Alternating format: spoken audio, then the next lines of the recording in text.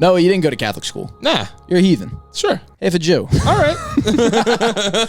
Growing up, going to Catholic schools, one of the first things you're taught is the story of the Good Samaritan. Do you know it? Of course. You know the story. Who doesn't? The Good Samaritan is a parable where a man is beaten, robbed, and left for dead on his way from Jericho to Jerusalem. While laying helpless, he passed by 3 men. The first 2 were holy men of the same religion of the beaten man. These men both ignored him and they went on their merry way. The third Swiss cheese morals. What's that? Swiss cheese morals, because they're holy. Please. Keep that in. I'm redoing this because you keep interrupting with nonsense. Nuh-uh. Yes, you do. Holy men, Swiss cheese You said morals. that doesn't make any sense. Because Swiss cheese has holes, idiot. I understand if you were to say these guys were Swiss cheese, they were holy. That's fun. That's one thing. Swiss cheese. Wrote it in the old phone. It was right in the spot that's broken, too. First 2 men were holy men. Mm-hmm. They both saw him, kept on walking. Not that holy then, huh? The third man, bit of an outsider. He was a Samaritan, which at the time, non-Jewish people who were Samaritans were looked down upon. Mm-hmm. So this is a bit of an outsider. This is a guy that you would think there's no way this guy's going to stop and help. What's he do? He does. He stops. He stops. He picks the man up. He walks him to the nearest inn. He pays for his room and board, and he pays for his recovery. Mm-hmm. The story teaches us that we just got to be friggin' nice to each other. Mm-hmm. See somebody in trouble, you got to help. But Dylan, what if I told you that if you help somebody, it could land you in court, maybe even slap with a hefty fine? Well, today, we got 3 examples of people who were better off just walking by. Oh, thank God. But first, we just want to say thank you for watching the video, and if you want, consider subscribing. It's quick for you to do. If you guys want to watch more of our stuff, go watch the rest of our stuff, but it's something small that you guys can do, helps us out a ton, makes us able to keep going with this. Let's get into these Good Samaritans. Let's talk about Lisa Torti. On Halloween night in 2004, a group of friends were leaving a bar around 1:30 a.m. after a full night of having too much damn fun. I know all about that. Heading home in 2 separate cars, our leading vehicle is driven by Anthony Glenn Watson. He's driving 2 passengers, Janelle Freed and Alexandra Van Horn. The car following was driven by a man named Dillon.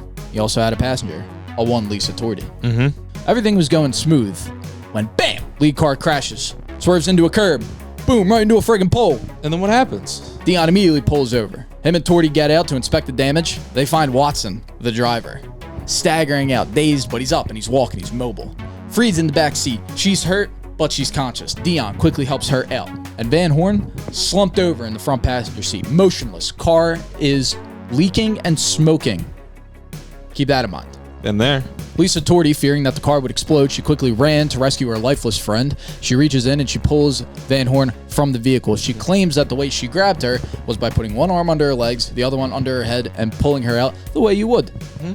After this fiasco, Van Horn is medevac to the nearest hospital. She is diagnosed with severe spinal cord injuries and permanent paralysis from the chest down. Whoa, what a nightmare.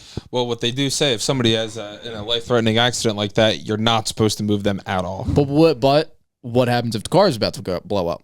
I'd say, well, you don't even want to be near the car if it's about to explode.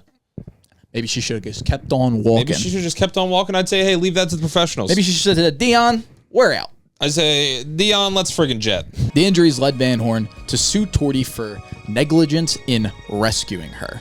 You see, Van Horn claims that what I just said did not happen, that the car wasn't smoking, and that she was in no immediate danger. She also claims that Torti grabbed her by the arm and yanked her body out, paralyzing her in the friggin' process. Mm-hmm. She paralyzed her by grabbing her arm? She yanked her chain? If I saved you from a car wreck and you got paralyzed and you said it's my fault, every day I would walk up to you and say, I could have just fucking left you there. I could have fucking left you. I could have fucking killed you. I could have killed you, and you'd just be dead. Well, the argument is that, so what Van Horn is saying is that the car was fine. Yeah. Torti, however, is saying the car was going to blow. And the witnesses kind of have a mixed idea of what actually happened. What I'm going to say is I think that these guys were all drunk. Mm-hmm. Nobody knows if the car was leaking. I think that Torti either was too drunk and thought that the car would blow up just because that's girl brain, or she did see that and then everyone else was like, I didn't fucking notice. Yeah. It's 1:30 in the morning. It's 04. Kids were rocking back in the day. You're driving an IROC Zed back from fucking McGillicuddy's. You know? She's was just in a crazy car accident. She slumped over the seat. How does she know if the car is leaking or smoking? Ditto's on. For some reason, the radio's still playing. Ditto's rocking. You don't know what's going on.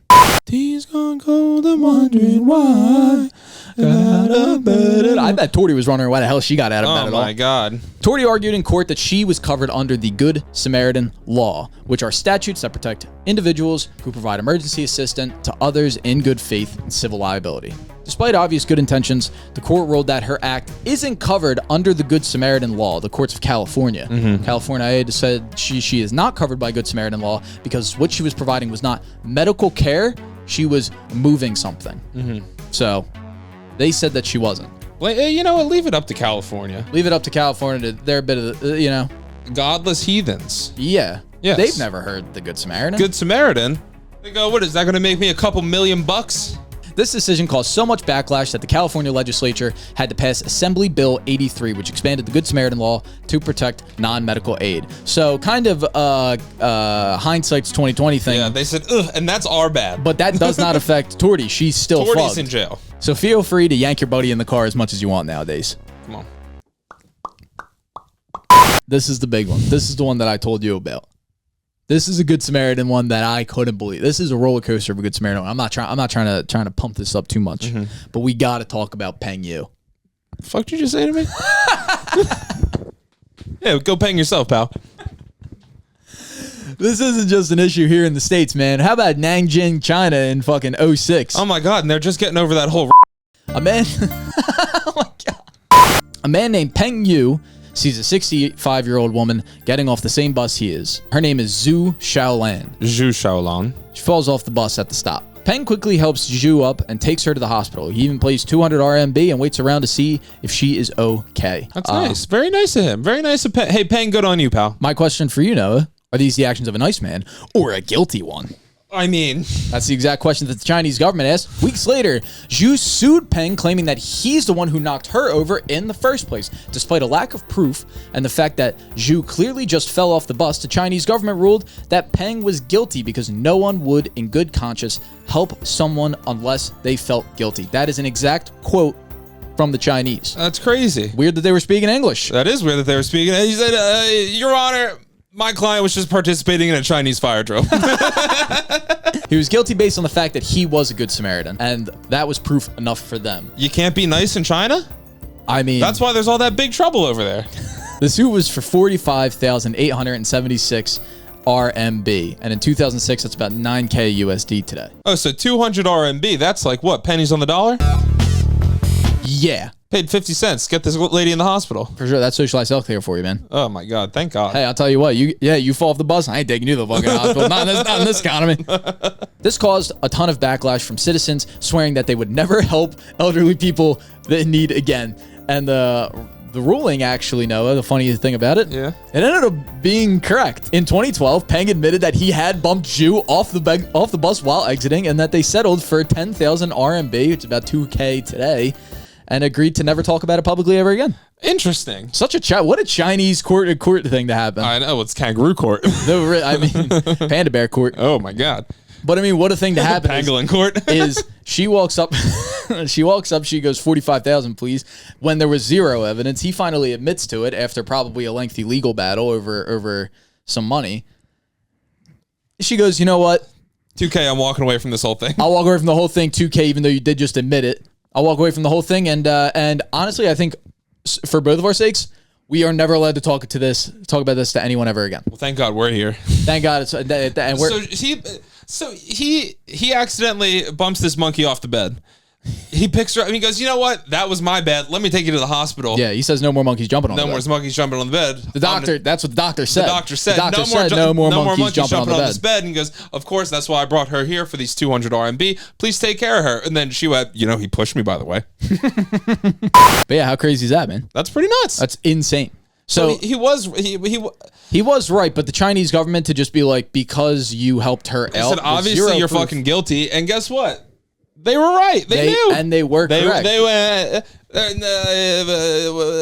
this smells fishy to me. And that's more fishy than it usually does smell in China. Do you know who screwed the next guy that helps out an elderly lady that didn't do it? Because they're going to be like, well, obviously, the judge is going to be like, I'm on a roll with these. I'm killing it right now. What had happened again? Got to be the same thing. Yeah. Looks like a duck, quacks like a duck, tastes delicious. Noah, What happens when a Good Samaritan saves the life of somebody that doesn't even want to be saved? Oh my, this is just like In the Air Tonight. Well, This is Phil Collins. about that guy who wouldn't save that other guy who drowned it but didn't? But then Phil saw it all, and at a show, he found him. Whoa. That's kind of like me. You could have rescued me I from could have drowning. rescued you from drowning.